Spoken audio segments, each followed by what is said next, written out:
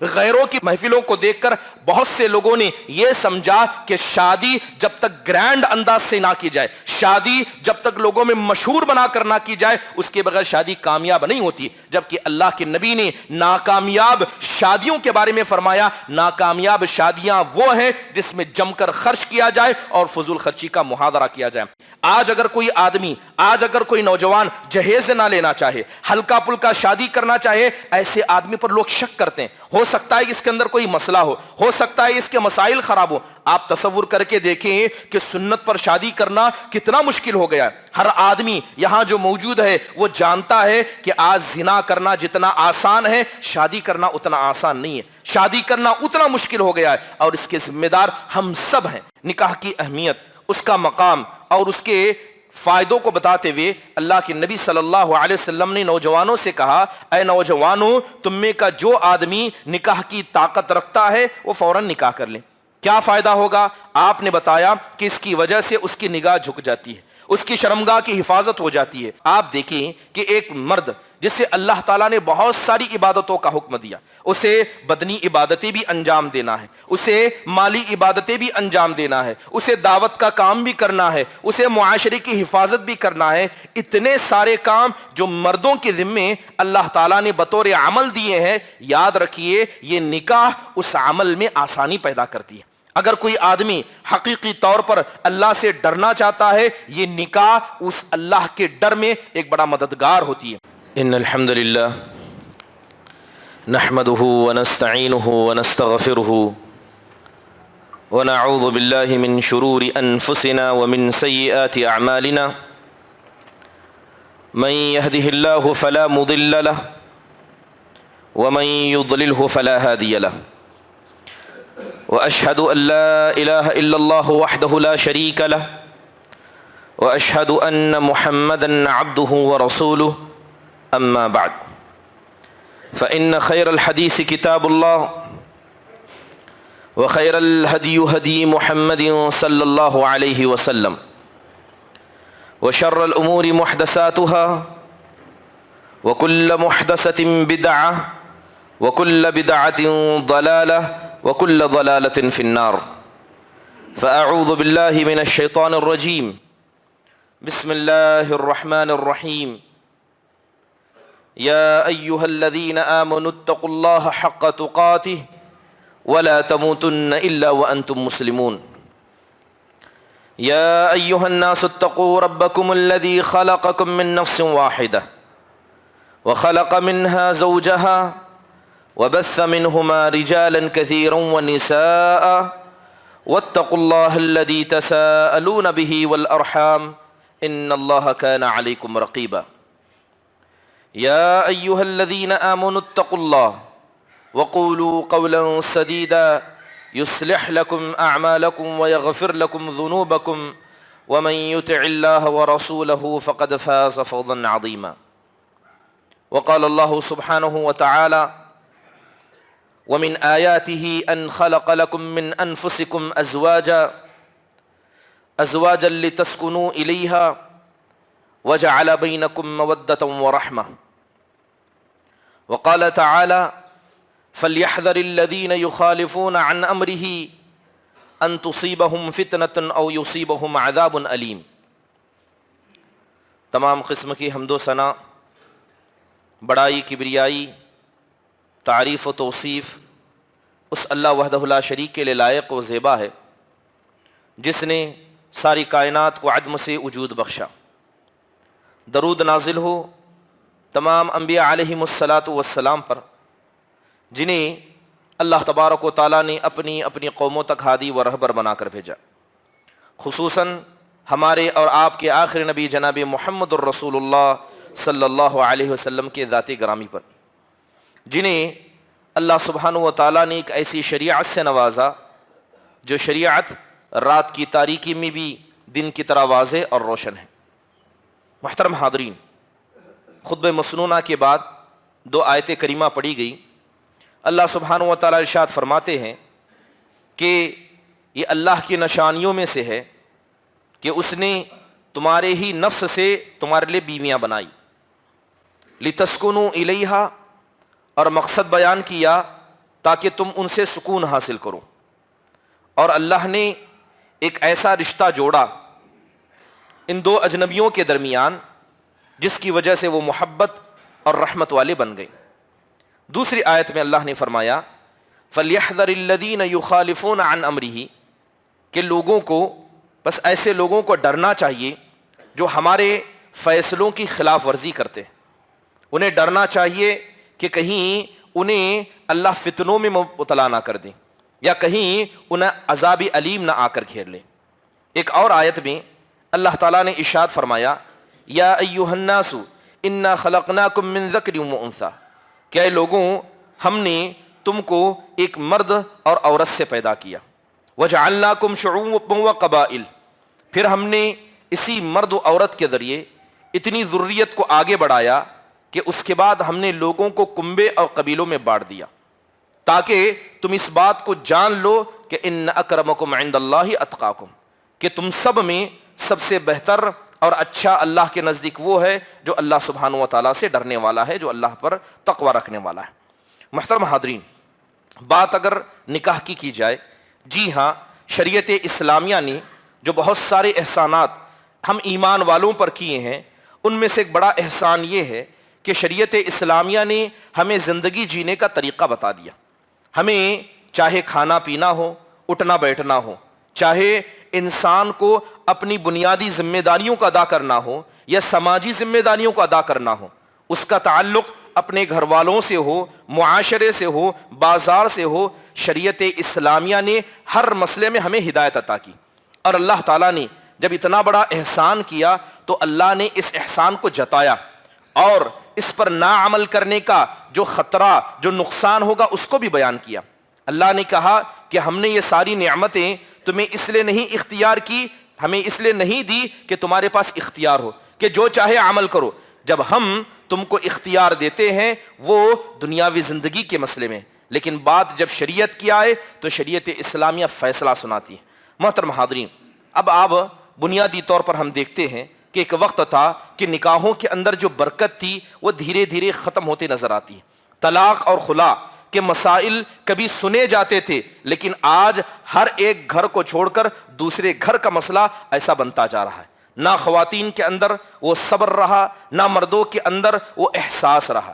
محترم حاضرین، نکاح اور اس کے علاوہ اس سے جڑے ہوئے رسم و رواج آج اتنے زیادہ بڑھ گئے ہیں کہ اللہ کے نبی صلی اللہ علیہ وسلم کی حدیث کے مطابق نکاحوں کے مسئلے میں اسلام اجنبی بن گیا ہے، کہیں اور نہیں، خود مسلمانوں کے صفوں میں، چاہے وہ کسی جماعت سے کیوں نہ تعلق رکھتے ہو، چاہے وہ کسی طبقے سے کیوں نہ تعلق رکھتے ہو۔ محترم حاضرین، شریعت اسلامیہ نے نکاح کی اہمیت کو بیان کیا، اس کے مقصد کو واضح کیا۔ بنیادی بات یہی ہے کہ اگر کوئی آدمی نکاح کرتا ہے مگر اسے نکاح کی اہمیت نہیں پتا تو وہ نکاح سے اتنا فائدہ نہیں اٹھا پائے گا جتنا کہ فائدہ قرآن و حدیث نے نکاح میں رکھا ہے۔ دوسری اہم بات، شریعت اسلامیہ نے نکاح کا جو مقصد بیان کیا ہے، اگر کوئی نکاح کرنے والا چاہے مرد ہو یا عورت ہو، اگر اس نکاح کے مقصد کو نگاہوں کے سامنے نہ رکھیں تب بھی ان کی زندگیوں سے وہ برکت ختم ہو جاتی ہے جو برکت اللہ تعالیٰ نے نکاح میں رکھی ہے۔ بنیادی طور پر اسلام نے کہا کہ ایک انسان جو دنیا میں آتا ہے بہت ساری اس کی ضرورتیں ہیں، لہذا نکاح یہ ہر انسان کی فطری ضرورت ہے۔ اس کے بعد اللہ تبارک و تعالیٰ نے جو دنیا کے اندر سب سے بہترین انسان انبیاء بھیجے، ان انبیاء کی بھی سنت ہے۔ بلکہ آپ یوں سمجھیں کہ جب ایک آدمی جوان ہوتا ہے، چاہے وہ مرد ہو یا عورت، اس کے نزدیک اولاد کی محبت بڑھ جاتی ہے، وہ اولاد کی خواہش کو لے کر بڑا ہوتا ہے، تو لہذا اس خواہش کو پورا کرنے کا جو حلال راستہ شریعت نے بتایا ہے وہ نکاح کا ہے۔ محترم حاضرین، نکاح کی اہمیت، اس کا مقام اور اس کے فائدوں کو بتاتے ہوئے اللہ کے نبی صلی اللہ علیہ وسلم نے نوجوانوں سے کہا، اے نوجوانوں، تم میں کا جو آدمی نکاح کی طاقت رکھتا ہے وہ فوراً نکاح کر لیں۔ کیا فائدہ ہوگا؟ آپ نے بتایا کہ اس کی وجہ سے اس کی نگاہ جھک جاتی ہے، اس کی شرمگاہ کی حفاظت ہو جاتی ہے۔ اس کے علاوہ آپ دیکھیں کہ ایک مرد جسے اللہ تعالیٰ نے بہت ساری عبادتوں کا حکم دیا، اسے بدنی عبادتیں بھی انجام دینا ہے، اسے مالی عبادتیں بھی انجام دینا ہے، اسے دعوت کا کام بھی کرنا ہے، اسے معاشرے کی حفاظت بھی کرنا ہے، اتنے سارے کام جو مردوں کے ذمے اللہ تعالیٰ نے بطور عمل دیے ہیں، یاد رکھیے یہ نکاح اس عمل میں آسانی پیدا کرتی ہے۔ اگر کوئی آدمی حقیقی طور پر اللہ سے ڈرنا چاہتا ہے، یہ نکاح اس اللہ کے ڈر میں ایک بڑا مددگار ہوتی ہے۔ اس لیے اللہ کے نبی نے کہا من رزقہ اللہ امرأۃ صالحہ فقد اعانہ علی شطر دینہ۔ اللہ کے نبی فرماتے ہیں کہ اگر کسی انسان کو اللہ نیک بیوی عطا کر دی، اگر کسی کو اللہ نیک بیوی عطا کر دے تو اللہ نے اس کے آدھے دین میں اس کی مدد کر دی، آدھے دین میں اللہ نے اس کی مدد کر دی۔ فلیتق اللہ فی نصف الباقی، اب جو بقیہ آدھا دین ہے اب وہ اس میں خود سے محنت کرے۔ محترم حاضرین، تصور کیجئے کہ یہ دنیا سارا کا سارا، اس کے اندر کا ساز و سامان انسان کے فائدہ اٹھانے کی جگہ، آپ ہر چیز سے فائدہ اٹھاتے ہیں، لیکن اللہ کے نبی نے کہا کہ اگر آخرت کا اعتبار کیا جائے تو سب سے زیادہ آخرت کے مسئلے میں انسان اس دنیا میں اگر کسی چیز سے فائدہ اٹھا سکتا ہے وہ ایک نیک عورت سے۔ اس لیے اللہ کے نبی نے کہا الدنیا متاع، کہ سارا یہ دنیا یہ ساز و سامان ہے، اور دنیا کا سب سے بہترین سامان جو تمہاری آخرت میں مددگار ہو سکتا ہے وہ ایک نیک بیوی ہے۔ محترم حاضرین، یہ نیک بیویاں یہ ایک آدمی کے لیے صدقہ بن جاتی ہیں، صدقہ، ایسا صدقہ جسے چاہے نہ چاہے انسان کو انجام دینا ہے۔ اللہ کے نبی صلی اللہ علیہ وسلم فرماتے ہیں وَلَسْتَ تُنْفِقُ نَفْقَةً تَبْتَغِي بِهَا وَجْهَ اللَّهِ، اللہ کے نبی کہتے ہیں کہ تم ایک نفقہ، ایک خرچ جو اپنے گھر والوں پر کرتے ہو، اگر تم اسے اللہ کو خوش کرنے کے لیے کرو گے الا اجرت علیہا، مگر اللہ تم پر اس کو ثواب دے گا۔ یہاں تک کہ آپ نے کہا کہ اگر ایک لقمہ بھی تم نے اپنی بیوی کے منہ میں ڈالا اللہ اس کا بھی تم کو ثواب دے گا۔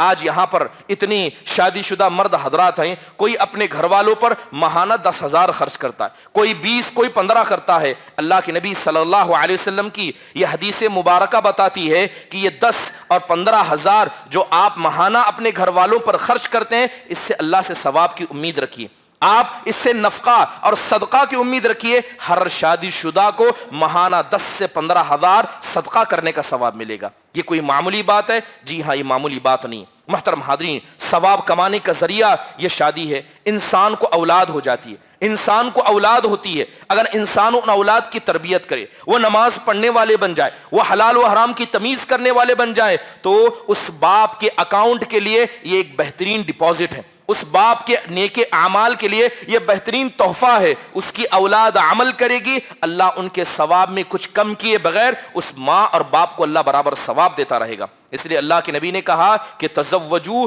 الودود الولود، کہ تم ایسی عورتوں سے شادی کرو جو زیادہ محبت کرنے والی اور زیادہ بچے دینے والی ہوں۔ محترم حاضرین، یہ شادیاں ہمیں بتاتی ہیں کہ اللہ کے نبی سے ہمیں کتنی محبت ہے۔ آج ہندوستان کے اندر یا عمومی طور پر ساری دنیا میں نعرہ لگایا گیا کہ ہم دو ہمارے دو۔ اللہ کے نبی کہتے ہیں کہ تم زیادہ بچے پیدا کرو، کیونکہ میں قیامت کے دن کثرت امت کی وجہ سے فخر کروں گا۔ تو لہذا جس آدمی کو اللہ کے نبی سے محبت ہے وہ بچوں کو پیدا کرے گا، وہ بچوں کے مسئلے میں آگے بڑھے گا، وہ نسل بندی حد بندی کے مسئلے میں نہیں جائے گا۔ محترم حاضرین، اگر کسی کو اللہ تعالیٰ بیٹیوں کی نعمت سے نوازے، سبحان اللہ، اللہ کے نبی صلی اللہ علیہ وسلم نے جہنم سے آڑ بتایا۔ آپ نے کہا کہ اگر اللہ تعالیٰ ایک روایت کے مطابق 3 بیٹیاں، ایک روایت کے مطابق 2 بیٹیاں، جس کسی کو اللہ نے بیٹیوں کی نعمت سے نوازا، اس نے ان کی تربیت کی، بنیادی طور پر دل میں اسے برا نہیں سمجھا، اللہ کا شکر ادا کیا، ان کا حق ادا کیا، ان کی تربیت کی، اچھی جگہ شادی کی، شادی ہونے کے بعد ان کی خیر خواہ بنتا رہا، اللہ کے نبی کہتے ہیں کہ یہی بیٹیاں جہنم میں جانے سے اس کے لیے آڑ بن جائیں گی۔ محترم حاضرین، آپ سمجھیں کہ یہ نکاح ایک مرد کے لیے بہترین ثواب کا ذریعہ ہے۔ ایک عورت آپ اسے اپنے گھر میں لاتے ہیں، اس کی عزت کی حفاظت کرتے ہیں، کیا اس کا ثواب ہمیں نہیں ملے گا؟ ایک عورت آپ اس کا خیال کرتے ہیں، کیا اس کا ثواب نہیں ملے گا؟ آپ اس پر خرچہ کرتے ہیں، اس کا ثواب ملے گا۔ اسلام تو کہتا ہے انسان تو انسان، اگر کسی جانور کے ساتھ بھی ایک آدمی احسان کرے اللہ اس پر اس کو ثواب دے گا۔ اس لیے اللہ کے نبی صلی اللہ علیہ وسلم سب سے زیادہ رحم و کرم کرنے والے اپنے گھر والوں پر تھے، کیونکہ آپ جانتے تھے اور آپ خود بھی کہا کرتے تھے خیرکم خیرکم لأہلہ، کہ تم میں سب سے بہترین انسان وہ ہے جو اپنے اہل خانہ کے لیے سب سے بہتر ہے۔ محترم حاضرین، بڑا افسوس ہوتا ہے کہ وہ نکاح اور نکاح کا طریقہ جو شریعت اسلامیہ نے ہمیں بتایا، اس نکاح کو چھوڑ کر آج معاشرے نے ہزاروں قسم کے بدعاتوں کو، رسم و رواج کو ایسے صفوں میں لا کر کھڑا کر دیا کہ اب سنت اجنبی بن گئی ہے۔ آج اگر کوئی آدمی، آج اگر کوئی نوجوان جہیز نہ لینا چاہے، ہلکا پلکا شادی کرنا چاہے، ایسے آدمی پر لوگ شک کرتے ہیں، ہو سکتا ہے اس کے اندر کوئی مسئلہ ہو سکتا ہے اس کے مسائل خراب ہو۔ آپ تصور کر کے دیکھیں کہ سنت پر شادی کرنا کتنا مشکل ہو گیا ہے۔ ہر آدمی یہاں جو موجود ہے وہ جانتا ہے کہ آج زنا کرنا جتنا آسان ہے، شادی کرنا اتنا آسان نہیں ہے، شادی کرنا اتنا مشکل ہو گیا ہے، اور اس کے ذمہ دار ہم سب ہیں۔ محترم حاضرین، بات اگر بدعاتوں کی جائے، رسم و رواج کی جائے، اللہ معاف فرمائے، آج ہماری شادیاں، آج ہماری نکاح کی محفلیں یہ بدعاتوں سے بھری ہیں۔ چلیے کچھ بنیادی بدعاتوں کی طرف اشارہ کر دیتا ہوں۔ بات اگر شادی سے پہلے کیے جانے والے غلط رسم و رواج کی کریں تو اس کی شروعات ہوتی ہے لڑکی کو دیکھنے سے۔ محترم حاضرین، پہلے دو قسم کے لوگ ہیں۔ کچھ لوگ ایسے ہیں، کہتے ہیں کہ ہمارے خاندان میں کسی نے لڑکی کو نہیں دیکھا، لہذا بیٹے کو باپ نصیحت کرتا ہے کہ میں نے تمہاری ماں کو دیکھے بغیر شادی کی، لہذا تم بھی ایسا کرو گے، جبکہ اسلام اس بات کی اجازت دیتا ہے کہ اگر کوئی آدمی جس سے شادی کرنا چاہتا ہے، اگر اسے دیکھنا چاہے اور اس دیکھنے کی وجہ سے اس نکاح میں محبت پیدا ہو تو اس کو دیکھنا چاہیے۔ حضرت جابر بن عبداللہ رضی اللہ عنہ نے شادی کی تو اللہ کے نبی نے پوچھا انظرت الیہا، کیا تم نے اس کو دیکھا؟ ایک انصاری صحابی آئے، آ کر کہنے لگے اے اللہ کے نبی، میں ایک فلاں انصاری عورت سے شادی کرنا چاہتا ہوں۔ آپ نے کہا کہ جاؤ اس کو دیکھ لو۔ محترم حاضرین، ایک دوسرا بڑا مسئلہ یہاں پر یہ ہوتا ہے کہ جو خواتین جب کسی کے گھر میں لڑکی دیکھنے جاتے ہیں، اللہ معاف فرمائے، اللہ رحم فرمائے، عیب لگانا یہ ہماری خواتین کی ایک عادت بن گئی ہے۔ آپ کسی کے گھر جائیں اور جا کر آپ کو رشتہ پسند نہ آئے، انکار کر دیں، بس معاملہ اتنے پر نہیں روکا جاتا، خواتین اس کے اندر عیب لگاتی ہیں اور اس عیب کو معاشرے میں پھیلاتی ہیں۔ محترم حاضرین، دیکھنے کے لیے 1 سے 4 بار بھیجا جاتا ہے، 5 سے 6 بار خواتین جاتی ہیں، اور سب سے افسوس کی بات کیا ہے آپ جانتے ہیں کہ لڑکی دیکھنے کے لیے ایسی خواتین کو بھیجا جاتا ہے جو خود دیندار نہیں ہے۔ لڑکی کی ماں، لڑکی کی خالہ، لڑکی کی پھوپھو جو ایک نمبر کے دنیا پرست ہیں، وہ دیندار لڑکی کو تلاش کرنے جاتے ہیں۔ وہ لڑکی کے حسن و جمال کو، اس کے عیب کو پہلے دیکھتے ہیں اور بعد میں اس کی دین کی طرف آتے ہیں۔ سبحان اللہ، یہ کیسا طرف تماشا ہے کہ آپ نے دیندار لوگوں کو چھوڑ کر بے دین خواتین کو دیندار لڑکی تلاش کرنے بھیجا۔ آج ایسے ہی حالات ہم معاشرے میں دیکھتے ہیں۔ دوسرا طبقہ، اگر دیکھنے کی بات کی جائے تو جب دیکھنے کے لیے جایا جاتا ہے تو آدھا خاندان وہاں دیکھنے کے لیے پہنچ جاتا ہے۔ اسلام نے اجازت دی کہ جو شادی کرنا چاہتا ہے صرف اسی کے لیے جائز ہے کہ اس لڑکی کو دیکھے، ایون اس کے باپ کے لیے بھی اس بات کی اجازت شریعت نہیں دیتا کہ لڑکے کا باپ بھی شادی سے پہلے اپنی بہو کو دیکھے۔ محترم حاضرین، کیا حال ہوگا ان لوگوں کا جو اپنے ساتھ اپنے سگے بھائیوں کو، اپنے محلے کے لوگوں کو اور دوستوں کو، بلکہ اجنبی خواتین کو بھی اس میں شامل کرتے ہیں۔ اس کے علاوہ ایک دوسری بڑی بدعت جو شادی سے پہلے انجام دی جاتی ہے وہ انگیجمنٹ کی ہے، وہ منگنی کی ہے۔ محترم حاضرین، منگنی کرنا یا انگیجمنٹ کرنا، آج لوگوں نے اسے الگ رنگ دیا، کہتے ہیں کہ ہم انگیجمنٹ نہیں کر رہے ہیں، ہم بات طے کر رہے ہیں، اور لہذا انگوٹی پہننے اور پہنانے کا رواج کیا جاتا ہے۔ سب سے پہلی بات، کیا انگیجمنٹ کے نام پر، منگنی کے نام پر انگوٹی پہننا اور پہنانا شریعت اسلامیہ کا حصہ ہے؟ بنیادی طور پر صاف طور پر کہا جائے یہ اسلام کا طریقہ نہیں ہے۔ علامہ البانی رحمہ اللہ نے اپنی کتاب آداب الزفاف کے اندر اس بات کو واضح طور پر لکھا ہے کہ یہودیوں کی روش ہے، یہ نصارہ کی روش ہے۔ نصارہ the name of father, the name of mother, the name of Jesus کے نام پر ایک دوسرے کو انگوٹی پہناتے ہیں۔ تو علامہ البانی نے کہا کہ اگر کوئی مسلمان اپنی ہونے والی بیوی کو منگنی کے نام پر انگوٹھی پہناتا ہے تو یہ ان نصارہ کی اقتدا ہے۔ شریعت اسلامیہ کے اندر اس کا کوئی رواج نہیں پہنا جاتا۔ محترم حاضرین، انسان کو ڈرنا چاہیے، انگیجمنٹ کے نام پر یہ جو بدعتیں انجام دی جاتی ہیں اس سے بچنا چاہیے۔ اس کے علاوہ اللہ معاف فرمائے، اسلام کے واضح احکام ہیں کہ مرد پر سونا پہننا حرام ہے، اس کے بعد بھی لڑکی والے لڑکے کو سونا دیتے، بسا اوقات ہاتھ میں، گلے میں، یا سونے کی انگوٹی یا یوں کہیے سونے کی گھڑی تک پہنا دیا جاتا ہے، جس کو شریعت اسلامیہ حرام قرار دیتی ہے۔ بنیادی طور پر ایک آدمی شادی سے پہلے اپنی ہونے والی دلہن کا ہاتھ پکڑے، کیا اسلام اس بات کی اجازت دیتی ہے؟ اسلام اس کو حرام قرار دیتا ہے۔ جب تک وہ تمہاری بیوی نہیں ہے، جب تک خطبہ نکاح نہ پڑھا جائے، اس لڑکی کو چھونا جائز نہیں ہے۔ آپ نے اس کا ہاتھ پکڑا کیسے؟ آپ نے انگوٹھی پہنائی کیسے؟ اس کے علاوہ محترم حاضرین، اب اگر بات طے ہو جائے، انگیجمنٹ کے نام پر فساد مچا دیا گیا، انگوٹھی پہنی اور پہنائی گئی، اس کے بعد لڑکے اور لڑکیوں کو اجازت دی جاتی ہے، اگر بات کرنا چاہیں تو بات کرنے دیں، ساتھ میں گھومنا چاہیں گھومنے دیں۔ اللہ رحم فرمائے، لمبا لمبا وقت تک ان شادیوں کو چھوڑ دیتا ہے، اور کتنے خرافات نکاح سے پہلے دلہا اور دلہن کے درمیان ہو جاتے ہیں۔ اللہ سے ڈرنا چاہیے۔ اس کے علاوہ بات کریں، جب نکاح کا وقت قریب آ جاتا ہے تو ہزاروں رسم و رواج یہ نکاح سے پہلے انجام دیے جاتے ہیں۔ کسی کے یہاں مہندی کی رسم منائی جاتی ہے، ہلدی کی رسم منائی جاتی ہے، شکرانے کی رسم دی جاتی ہے، سلامی کی رقم دی جاتی ہے، عید کے وقت پر تحفے تحائف لیے جاتے ہیں، نیمبو اور ناریل پھوڑے جاتے ہیں، اور مہر کو آدمی کی حیثیت اور معاشرے کے اعتبار سے نہیں، خاندان کے اعتبار سے مہر کو طے کیا جاتا ہے، صحرا باندھا جاتا ہے، منہ دکھائی کے نام پر تحفے تحائف لیے جاتے ہیں۔ اس کے علاوہ قرآن کے سائے میں دلہن کو لایا جاتا ہے، دلہے کے چپل چرائے جاتے ہیں، منجا بٹھایا جاتا ہے، دلہے کے ہاتھ میں خنجر دیا جاتا ہے، ساچک کی رسم منائی جاتی ہے۔ اگر ان رسوم کو جو شادی سے پہلے کیے جاتے ہیں اگر گنانا چاہیں تو اس کے ایک لمبا وقت چاہیے۔ سبحان اللہ، یہ ساری بدعتیں کب کی جاتی ہیں؟ یہ شادی سے ٹھیک پہلے کی جاتی ہے۔ اور اللہ معاف فرمائے، آج ہندوانہ رسم و رواج کے اعتبار سے غیروں کی محفلوں کو دیکھ کر بہت سے لوگوں نے یہ سمجھا کہ شادی جب تک گرینڈ انداز سے نہ کی جائے، شادی جب تک لوگوں میں مشہور بنا کر نہ کی جائے، اس کے بغیر شادی کامیاب نہیں ہوتی۔ جبکہ اللہ کے نبی نے ناکامیاب شادیوں کے بارے میں فرمایا، ناکامیاب شادیاں وہ ہیں جس میں جم کر خرچ کیا جائے اور فضول خرچی کا محاذرہ کیا جائے۔ محترم حاضرین، جب اتنے سارے رسم و رواج، چاہے ہلدی ہو، مہندی ہو، جب کیا جاتا ہے، سچ بتائیے گا کیا وہاں پر نگاہوں کی حفاظت کی جاتی ہے؟ کیا وہاں پر صرف خواتین ہوتی ہیں؟ کیا صرف وہاں پر مرد حضرات نہیں جاتے؟ بلکہ اللہ تو معاف فرمائے، دلہن پر مہندی وہ بھی لگاتا ہے جس کا اسے چھونا جائز نہیں، لڑکے کو وہ بھی ہلدی لگاتے ہیں جن خواتین کا اس لڑکے کو چھونا جائز نہیں۔ اللہ کے نبی صلی اللہ علیہ وسلم نے کہا، لَأَن يَطْعَنَ فِي رَأْسِ أَحَدِكُمْ بِمَخِيطٍ مِّنْ حَدِيدٍ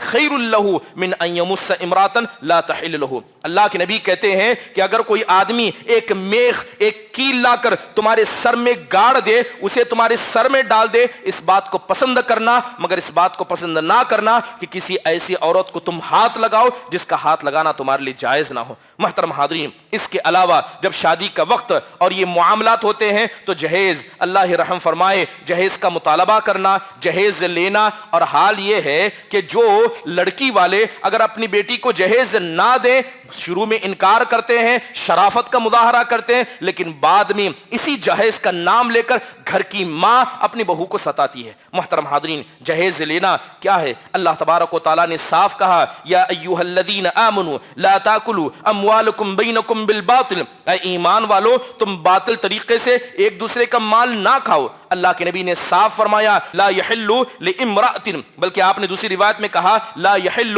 مال امرئ مسلم الا بطیب بنفسہ۔ اللہ کے نبی کہتے ہیں کہ کسی مسلمان کے لیے جائز نہیں ہے کہ وہ کسی کا مال اس کی رضامندی کے بغیر لے۔ اگر ایک باپ جو اپنی بیٹی کو تحفہ کہیں یا جہیز کہیں، اگر وہ دے رہا ہے، اس کا دل راضی نہیں ہے، تو وہ مال لینے والے کے لیے حرام ہے، وہ اس شوہر کے لیے حرام ہے اور اس کے گھر والوں کے لیے حرام ہے۔ اللہ کے نبی صلی اللہ علیہ وسلم نے صاف فرمایا، کل شرط لیست فی کتاب اللہ فہو باطل، کہ ہر وہ کنڈیشن جسے اللہ اس کے رسول نے کنڈیشن نہیں مانا ہے وہ کرنا باطل ہے۔ شادی سے پہلے آپ طے کریں کہ ہم کو اتنا جہیز چاہیے، بارات میں اتنے لوگ آئیں گے، اتنے لوگوں کو کھلانا ضروری ہے۔ یہ جو کنڈیشنز شادی کے اندر لگائے جاتے ہیں، ایسی کنڈیشن شریعت اسلام کے اندر جائز نہیں، اور جو کوئی آدمی شادی کے اندر اس طرح کی کنڈیشن لگاتا ہے، اللہ تعالیٰ سے اس کو ڈرنا چاہیے۔ محترم حاضرین، بارات کے موقع پر گھوڑے پر چڑھنے کا مسئلہ ہو یا بینڈ باجے کا مسئلہ ہو یا بہت سے لوگ بارات کے مسئلے میں ہنگامے اور گانے بجانے کا اہتمام کرتے ہیں، یہ سارے رسم و رواج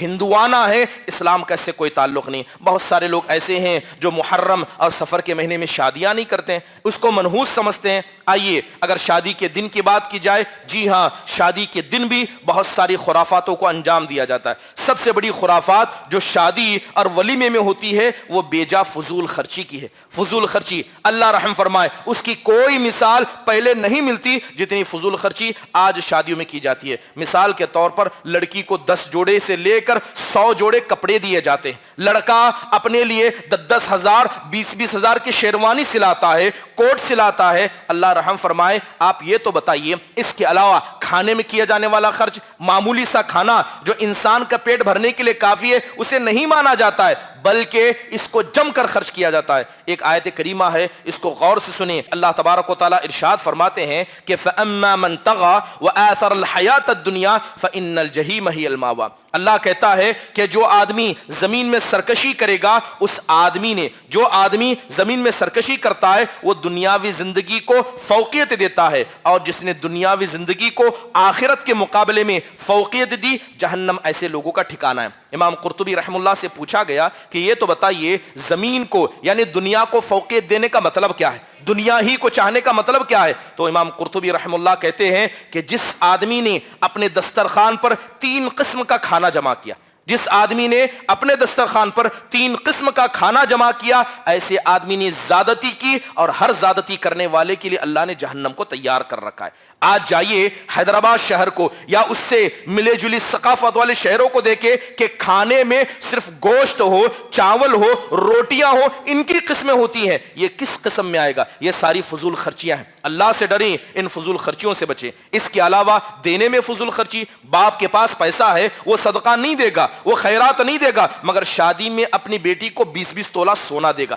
یہ بھی فضول خرچی ہے، یہ بھی فضول خرچی ہے۔ آپ اپنی اولاد کو دنیا پرست بنا رہے ہیں۔ مال لڑکی کے پاس ہوتا ہے، اس کا باپ جہیز دیتا ہے، اس کے دل میں عاجزی نہیں آتی، وہ کہتی ہے کہ جب سب میرے باپ نے کیا میں شوہر کی بات کیوں مانوں؟ محترم حاضرین، کتنا بہتر ہوتا کہ آپ 10 اور 20 جوڑے اور کئی تولے سونا دینے سے بہتر ہوتا آپ اپنی بیٹی کو تربیت دیتے کہ جس گھر جا رہی ہو وہاں کے گھر کے بڑوں کی بات ماننا، جا کر اپنے شوہر کی اطاعت کرنا، تمہارا شوہر تمہارے لیے جنت ہے یا جہنم ہے، یہ سکھا کر بیچتے تو زیادہ بہتر ہوتا۔ اس کے علاوہ محترم حاضرین، عمومی طور پر نکاح کی دعوتیں لوگوں کو خوش کرنے کے لیے کی جاتی ہیں۔ اگر ہم نہیں کھلائیں گے تو ہمارا نام بدنام ہوگا، خاندان پر دھبا لگ جائے گا، چاہے اللہ اس سے ناراض ہو، اس فضول خرچی کی وجہ سے ہمارا مال برباد ہو جائے، انسان قرضے میں پڑ جائے، سب منظور ہے۔ اللہ کے نبی نے کہا من التمس رضا اللہ بسخط الناس رضی اللہ عنہ وارضى الناس۔ اللہ کے نبی کہتے ہیں کہ جو آدمی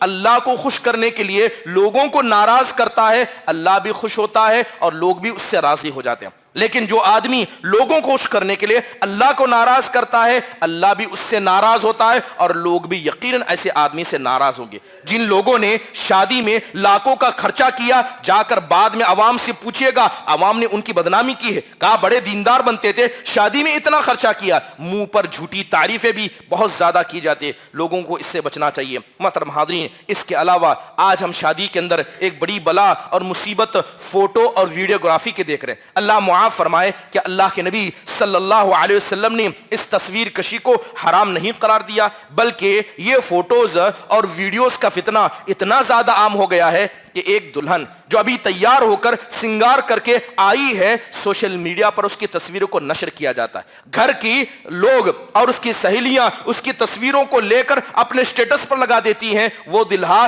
جس کے لیے وہ تیار ہوئی ہے وہ سب سے آخر میں دیکھتا ہے، جبکہ آدھی دنیا اس کا دیدار کر چکی ہوتی ہے۔ یہ فوٹو اور ویڈیوز کا فتنہ، اس سے بچنا چاہیے۔ یہ تو عام بات ہوئی، بلکہ آفیشلی طور پر لوگ ویڈیوگرافی کا اہتمام کرتے ہیں۔ محترم حاضرین، یہ ساری کی ساری نافرمانی ہے۔ یاد رکھیے کہ وہ مرد جس کی شادی ہو رہی ہے، اگر تمہاری ہونے والی بیوی کی ویڈیوگرافی کی جا رہی ہے اور تم اس کو برداشت کر رہے ہو، اسی کے بارے میں اللہ کے نبی نے کہا تھا کہ جس آدمی کے گھر میں برائی ہو وہ اسے نہ روکے، وہ دیوس ہے۔ وہ دیوس ہے، وہ بیوی تمہارا لباس ہے، تم نے کیسے پسند کیا کہ تمہارے لباس کو کوئی دوسرے بھی دیکھے۔ محترم حاضرین، نگاہوں کی بربادی ہوتی ہے، قلب کی ہلاکت ہوتی ہے۔ اس کے علاوہ زنا کے بڑے مقدمات اسے شروع ہوتے ہیں۔ اس کے علاوہ آپ دیکھیں کہ مردوں عورتوں کا اختلاط، شادی اور بیاہ کے موقع پر پردے کا کتنا خیال کیا جاتا ہے۔ بڑے بڑے فنکشن ہال ضرور ہیں، لیکن مرد عورتوں کا ایک دوسرے کو دیکھنا بڑی عام بات ہے، بلکہ وہ ویٹرز